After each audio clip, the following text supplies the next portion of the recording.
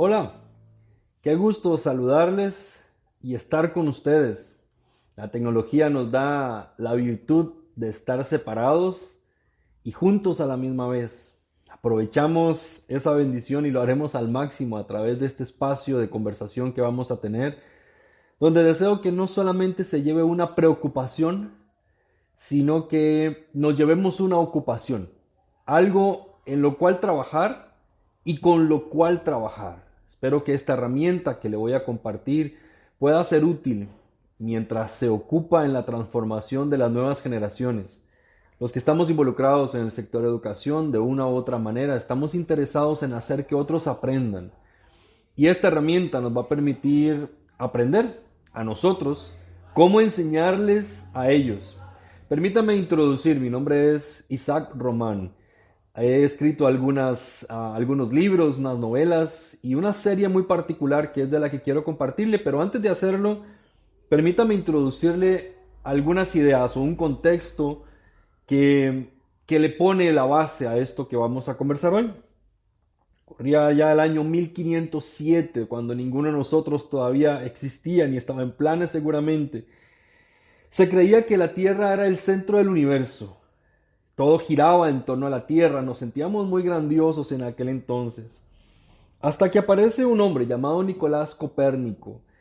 Hizo muchas investigaciones y comenzó a provocar algo que acompañó el Renacimiento europeo, y fue este pensamiento que por los siglos ha trascendido y que ha cambiado la forma de ver el mundo. Y es que nosotros no somos el centro del universo, sino que hay un sol y nosotros giramos a su alrededor. Y este pensamiento tan sencillo para nosotros, que pareciera tan común porque así lo aprendimos, fue revolucionario en su época. Cambió mucho de la perspectiva filosófica, religiosa, cultural de la Tierra y del ser humano en la forma en la que se percibía con respecto al universo y todo lo que había. Por algo se le ha llamado la revolución copernicana. A través de todas sus investigaciones en astronomía y ciencia, fue transformada la historia, fue transformada la cultura. Permítame venirme un poquito más adelante. Quizás usted no conozca este nombre. Se llama Jean-Henri Dunant. O tal vez sí. Sepa que es un hombre que creció en un hogar viendo el ejemplo de un padre que atendía a las personas enfermas y a las personas pobres y se ocupaba de ellas. A los 19 años fundó una organización llamada Asociación del Jueves, junto a un grupo de jóvenes. Tenían intereses de estudiar la Biblia y pensar en los valores y cómo contribuir en la ayuda a los pobres y a la gente más necesitada. Una ocasión viajó a Italia y estando en Italia una noche vio un escenario. Había una batalla que estaba ocurriendo en aquel lugar, la famosa batalla de Solferino. Era un 24 de junio de 1859. Él pudo ver alrededor de 40.000 hombres prácticamente abandonados a su suerte a raíz de esa guerra, de ese enfrentamiento que estaba ocurriendo. Él veía cómo estos hombres heridos morían sin asistencia, sin ayuda médica, simplemente porque estaban en medio de un conflicto armado de intereses entre naciones y por lo tanto eran personas desechadas porque estaban heridas. Este conflicto generó un efecto en su pensamiento. Había quedado impresionado por lo que había visto. Se había ocupado antes de algunos intereses por los demás y ahora vio una oportunidad de ir mucho más allá. Fue así como, a raíz de este recuerdo de Solferino, que fue de hecho un libro que él escribió, él planteó una solución para el mundo de la que nosotros todavía recibimos beneficios. Este fue el fundador de la Cruz Roja, que está en tantos y tantos países y que se ocupa de ayudar a las personas en necesidad, independientemente de su cultura, de su religión, de sus intereses políticos o de la bandera que están defendiendo. No hay duda de que fue un hombre que cambió la historia. Permítame hablarle de otro hombre más, cuyo trabajo y efectos nos llegan a nosotros también y a muchos de los que conocemos. Su nombre es William Booth. No sé si ha escuchado de él en algún momento, pero gracias al trabajo que este hombre hizo y a lo que él estableció, su organización hoy en día trabaja en 132 países alrededor del mundo. Es el más grande proveedor mundial de ayuda social, con gastos estimados a más de millones, de 3.120 millones de dólares. Ha alcanzado y ayudado a más de 30 millones de personas alrededor del mundo. Sus centros comunitarios ayudan en las situaciones de desastre, cuando hay terremotos, cuando hay temas con el clima y hay personas que pierden sus hogares. Ellos son los primeros en socorrer, están ahí de primeros. Diríamos que han trabajado para aliviar el sufrimiento de miles y millones de personas alrededor del mundo. Han reconstruido casas, han llevado ayuda, han ayudado incluso a recuperar a los muertos entre los escombros y a darles una santa sepultura. Hablamos de un hombre que creó lo que conocemos como el Ejército de Salvación. No hay duda que su nombre representa la ayuda a sectores golpeados de la población por la pobreza, por el alcoholismo, por el crimen, la desocupación, el hacinamiento y una variedad de situaciones y de males sociales que están en el mundo actualmente. No hay duda que su historia, que su efecto ha cambiado al mundo, ha marcado la historia. ¿Qué tienen estos tres hombres en común?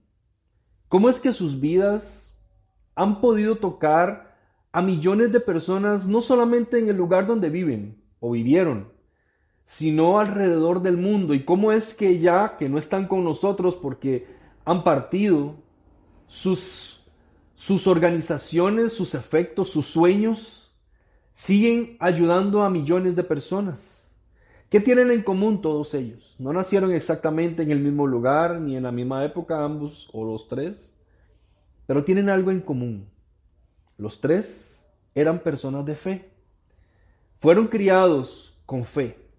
Sus padres y familiares los enseñaron a creer en Dios, no solamente en un Dios religioso, sino en Dios que llevaba ayuda al necesitado en medio de la injusticia, de la pobreza. Y esto nos deja una gran lección a nosotros, porque así como he nombrado tres, puedo nombrar miles, literalmente.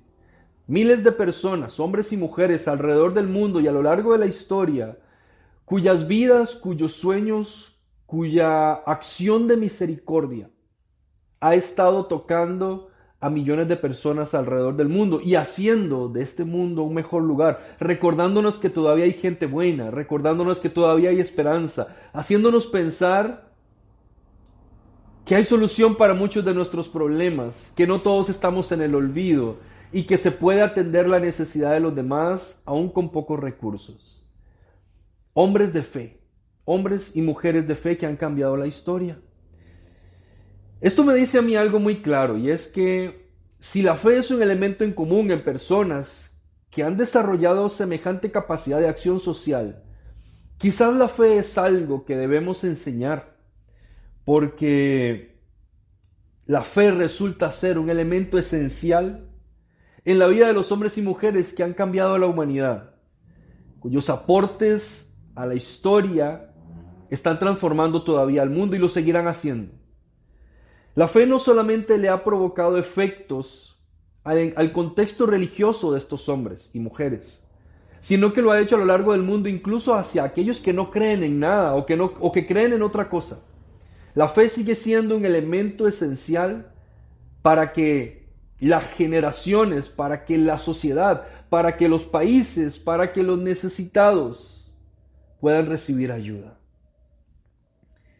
O sea que la fe no solamente es esencial para creer en alguien, sino que la fe es esencial para provocar efecto en nuestros contextos religiosos, sociales, políticos, filosóficos, científicos.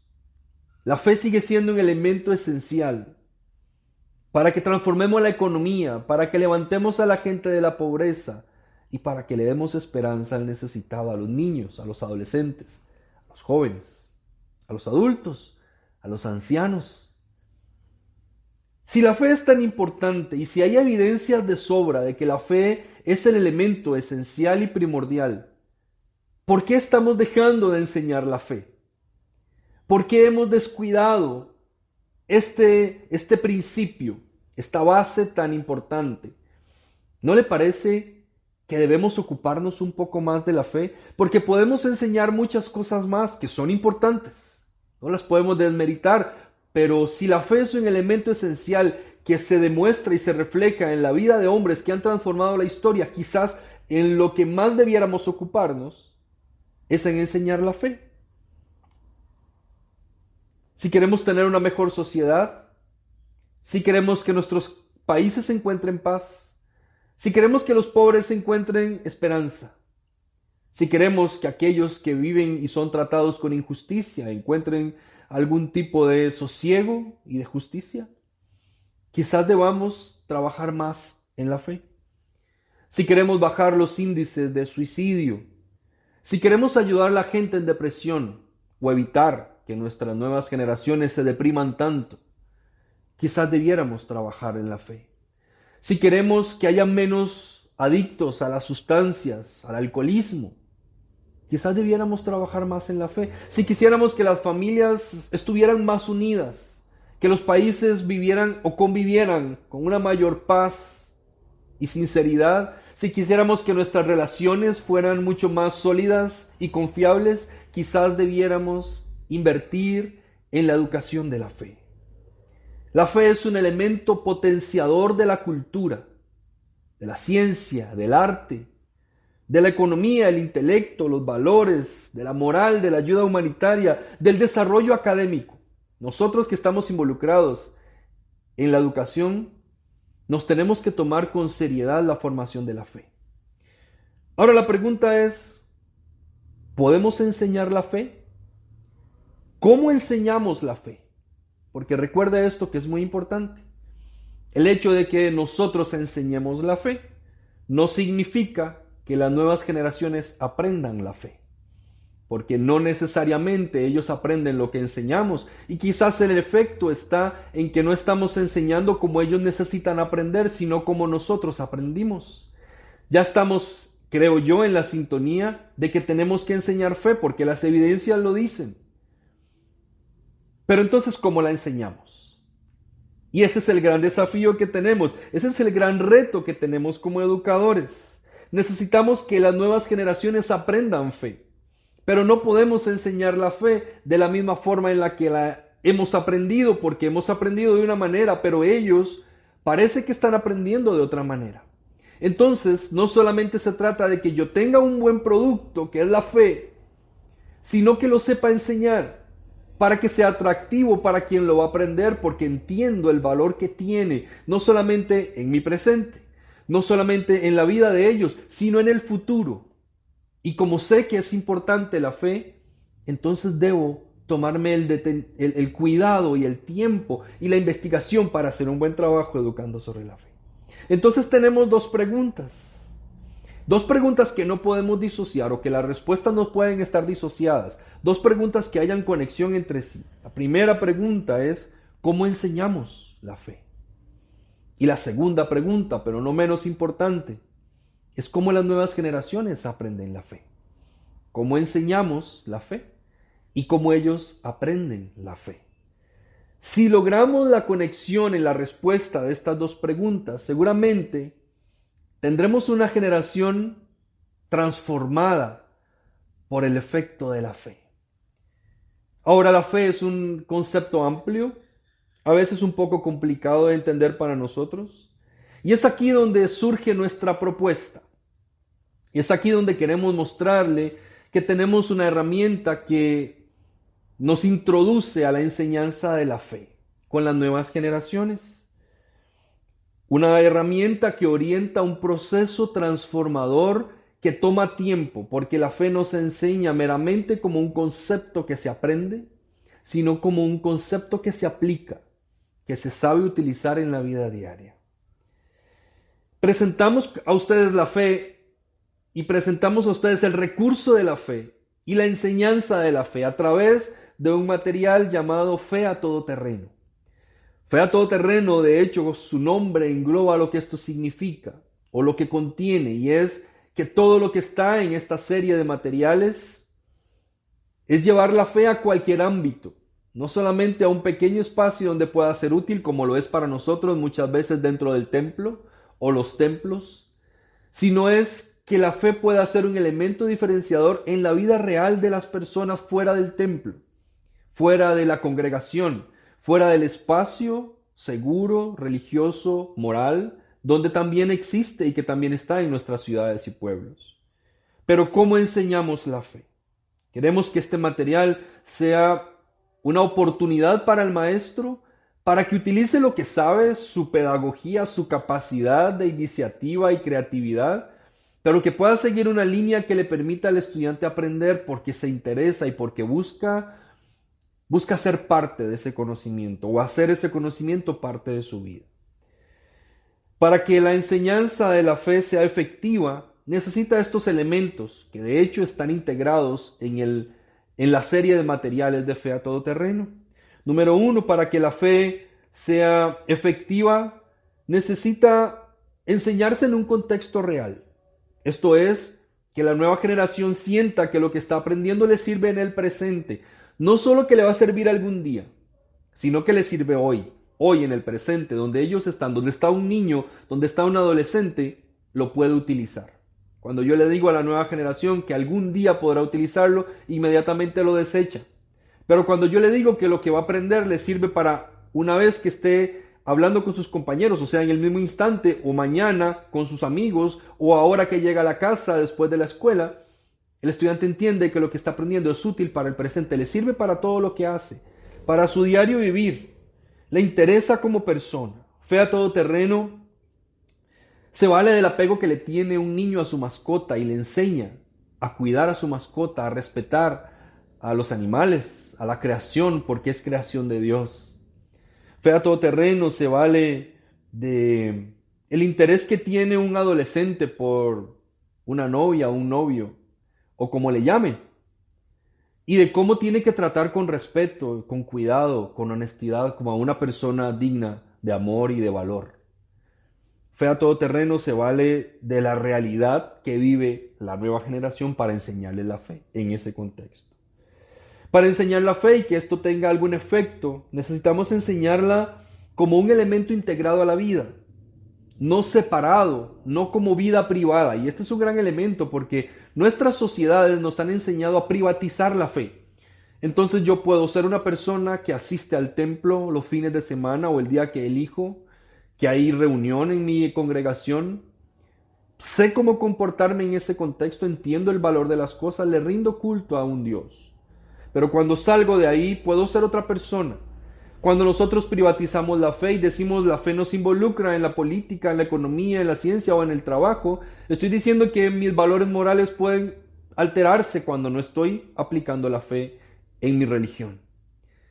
Pero para que la fe pueda ser enseñada, tiene que aplicarse al contexto real. Para que el contexto real pueda haber un efecto de mi vida en ese contexto. Y si yo empiezo a creer en el respeto, lo voy a aplicar no solamente en el contexto religioso, donde la fe se supone surge, sino en la vida diaria, cuando trato con las personas. ¿Cómo lo haría un estudiante? Un estudiante sería capaz de interactuar con su familia, con la escuela. Los niños tienen sus primeros círculos sociales en la familia y en la escuela. Por lo tanto, van a pensar cómo la fe se aplica al hacer amigos, al enfrentarse a una persona que los molesta y que los agrede. ¿Cómo reaccionar frente a eso? ¿Cómo poner límites? Límites que demuestran valor propio. Un adolescente lo va a poder hacer al uso de sus redes sociales. ¿Cómo ser yo auténticamente cuando comparto y publico alguna información o comento alguna publicación de otra persona? La fe no puede irse solamente a aspectos dentro de la iglesia, sino a lo que el adolescente hace y el niño hace en el mismo instante en que lo está haciendo. Para que la enseñanza de la fe tenga un efecto, Debe conectarse con la capacidad propia de la etapa en la que el niño, el preadolescente o el adolescente se está desarrollando. En otras palabras, hemos logrado integrar la fe a la realidad que vive un niño cuando apenas está aprendiendo a hacer trazos y a escribir, que todavía no sabe conectar muy bien ni elaborar palabras escritas, pero que está aprendiendo a hacerlo a través de trazos. Los libros de Fe a Todo Terreno, la serie, los lleva a que en la aplicación de los conceptos que han tenido acerca de la fe, puedan desarrollar su destreza motora. Por ejemplo, lo vemos en los adolescentes cuando estimulamos su capacidad analítica. La serie Fe a Todo Terreno busca que el adolescente tenga criterio, tenga juicio y pueda analizar sus contextos de religión, de presión de grupo, de depresión, de manejo de emociones, de consumo de sustancias como una forma de aliviar la tensión, de copiar en los exámenes. No lo estamos llevando solamente a un contexto de templo, sino a todo terreno. Para que la fe tenga algún efecto, la tenemos que enseñar en espacios críticos de análisis, de debate, donde el estudiante tenga la facilidad de cuestionar, que pueda sentirse seguro cuestionando y que pueda en ese cuestionamiento encontrar una solución a sus conflictos. Para que la fe tenga efecto, lo tenemos que enseñar en un contexto familiar. Entonces llevamos al estudiante a que sus tareas y trabajos de lo aprendido en clase tengan un asidero y un recurso de respuesta en la familia. Sin duda, hay mucho que hablar, mucho que trabajar, hay mucho por hacer y mucho por poner en la mesa. Yo quiero invitarle a ocuparse en la enseñanza de la fe, como un elemento diferenciador de la cultura, potenciador incluso de la cultura. No como esta fe que se privatiza, se aísla, se minimiza, sino como este elemento detonante que hace que las nuevas generaciones y cualquier generación, porque así ha sido a lo largo de la historia, encuentre la oportunidad de llevar lo que cree a lo que vive todos los días, en su propio ámbito de familia. Un elemento que nos ha encantado poner en esta serie de materiales es que niños y adolescentes pueden ir a casa y preguntarle a papá, a mamá, lo que ellos piensan, lo que ellos creen y lo que ellos saben, pero los invita a ser parte de este proceso formativo, en el cuidado del medio ambiente, en la unidad de la familia, en la interacción con la fe, con la oración. Qué importante es que podamos ocuparnos en la enseñanza de la fe más allá del ámbito religioso. No porque el ámbito religioso esté mal, sino porque debe ser un contexto ampliado y no reducido. Debemos llevarlo a todos los ámbitos. Lo que hemos logrado a través de esta serie de materiales, los cuales le invito a conocer y a descubrir, es que podemos usar la fe para transformar a las nuevas generaciones. Nuestro mundo lo necesita. Y a la larga nosotros quisiéramos ver dentro de nuestros salones de clase estudiantes con una mejor actitud, con un mejor pensamiento, con valores y criterios mejor establecidos. De alguna manera los padres de familia a lo largo de la historia y por un efecto de transformación social le han delegado a la escuela la educación incluso de los valores. Y aunque tenemos algunas limitaciones como instituciones educativas para eso, también tenemos una oportunidad. Y al ser esta una oportunidad, queremos poner en sus manos una herramienta para que la aproveche. Deseo que lo conozcan, que lo desarrollen y que podamos seguir abriendo estos espacios de consulta, de interacción y de ánimo para que conozcamos y descubramos cómo ayudar a las nuevas generaciones a usar la fe en todo terreno. Gracias por su atención, espero que estén muy bien y que sigan disfrutando de este espacio de interacción y de aprendizaje.